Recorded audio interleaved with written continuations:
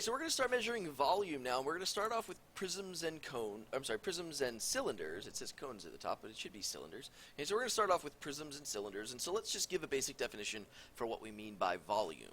Okay, volume just in general is the number of 1-unit cubes that could fit inside of a three-dimensional shape.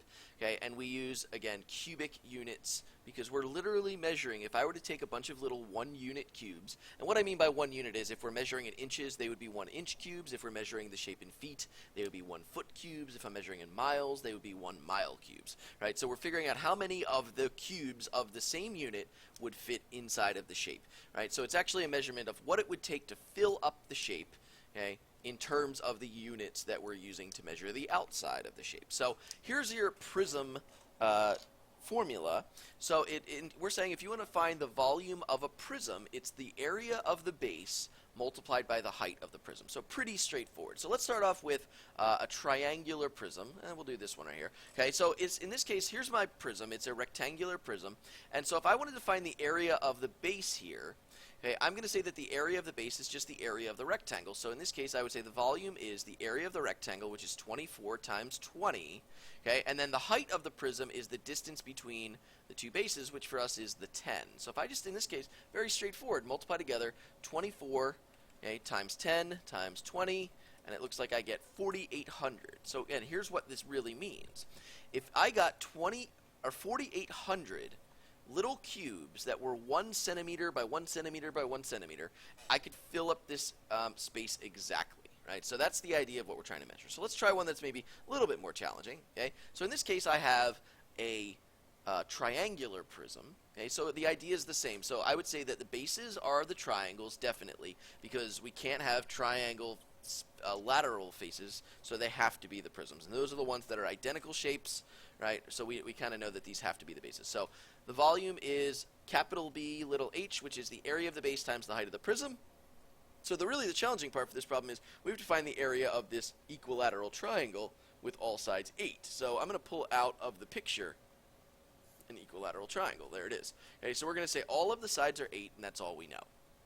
And again, I know the bottom is 8 because this back face here has a bottom of 8, and the rectangle lets me transfer that over. So really I'm kind of saying, what's the area of this? Okay, area for triangles is 1/2 base height.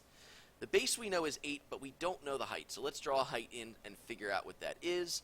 Okay, so the height would be this line going from the top point straight down. It's an altitude, which is drawn at a right angle to the base. Okay, so what we really did was we took that bottom base, we split it into 2 equal 4s, okay, and now it looks like I'm getting a 30, 60, 90, okay, right triangle. Okay, and so I can say that this has to be 4√3, okay, using 30, 60, 90s. And so it's going to be 1/2 the base, which we said was 8 all the way across, times the height, which is 4√3. Okay, so if I multiply this out, we'll leave it in terms of, in simplest radical form. So 1/2 times 8 is 4, 4 times 4 is 16. So my capital B here, okay, is 16√3. And then the height is the distance between the two triangles. So again, if I start at the triangle, go straight across, now I'm at the other triangle, it looks like that's 10. Okay, so it looks like the volume for this one is 160 times the square root of 3 inches cubed. Okay, so this is really, all we really need to see for prisms is find the area of the base, which we did when we were doing surface area anyway. We know how to do that, and we're measuring it by the height of the prism, right? So now we're going to go down, and we're going to say, well, how does this apply to cylinders? Again, not cones, cylinders. Okay, so to do this for cylinders, let me see if I have my formula. There it is. Okay, so the volume of a cylinder, it's really essentially the same thing. In this case, the base is a circle, and so instead of me saying base times height, I'm getting a little specific, and I'm saying if you want to find the area of a circle, the area of that base, you're going to do pi r squared. So we just kind of plugged in the formula for area of a circle instead of using the capital B. So let's take a look at an example of this. Okay, so we're saying the volume of this cylinder, and it's said in terms of pi, so we're going to note that as we go through the problem. It says pi r squared, aka the area of the circle, times the height of the prism. So exactly the same as prisms. We're going to say 3 pi times 3 squared times 8. So 3 squared is 9, 9 times 8 is 72, and so we'll be able to say in this case 72 pi, okay, and then centimeters cubed. Okay, and so I have one more example down here, okay, for prisms, and this is just to kind of knock home a point, and that's that The height is not always going to be from the center of one circle to the center of the other. This is this problem right up here is called what's called a right cylinder, and that means that the height on the outside is at a right angle with the diameter that goes straight through the bottom, right? This is kind of making a right angle, right, which is assumed.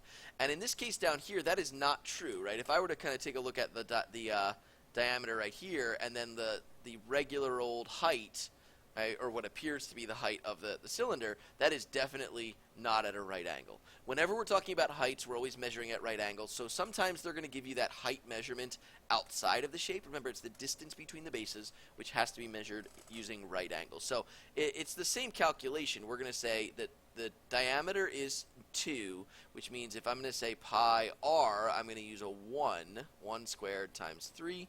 Well, 1 squared is just 1. 1 times 3 is 3, so we're going to say in this case just 3 pi. But I just wanted you to see an example of something that might not be a right cylinder and might be slanted a little bit. We just have to make sure that when we're calculating the height of that, or we're using the height of that, we're actually using the right number. It's not going to be the slanted measurement. It's going to be the straight up and down measurement for the cylinder.